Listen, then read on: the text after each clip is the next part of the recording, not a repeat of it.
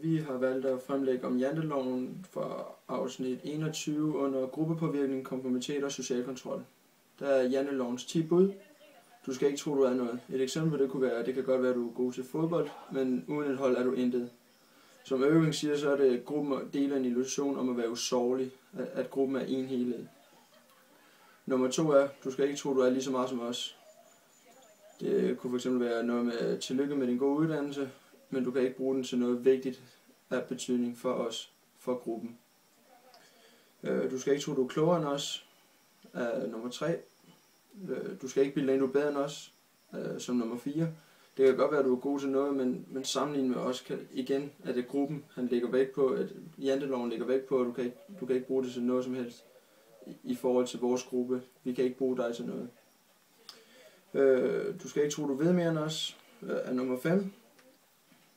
Det er decideret bare, det er lidt gentagelse af ligesom 4'en. Du ved ikke noget, der betyder noget for os. Det du ved, det kan vi ikke bruge til noget som helst. Nummer 6 er, du skal ikke tro, du er mere end os. Det falder igen tilbage på både 4 og 5'eren.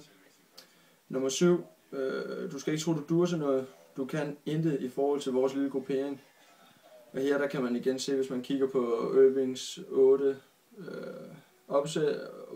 opstillede bud, eller det er også lige meget, Jesper, det kan du ikke bruge til en skid. Så kan man se, at det er gruppen, der lægger direkte pres på afvigere, simpelthen for at få dem til at tie.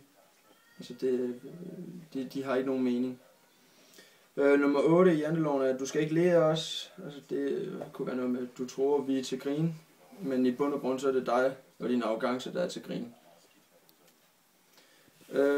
Du skal ikke tro, nogen bryder sig om dig, er der 9'eren, og det falder igen tilbage på, at altså, hvis du ikke er med i vores lille gruppe, så er du intet for os. Du siger os ingenting. Du skal ikke tro, du kan lære os noget. Det du kan, det kan ikke bruges til noget. Det er fint nok, der skal være nogen, der kan det som dig, men det er ikke noget, der siger os noget.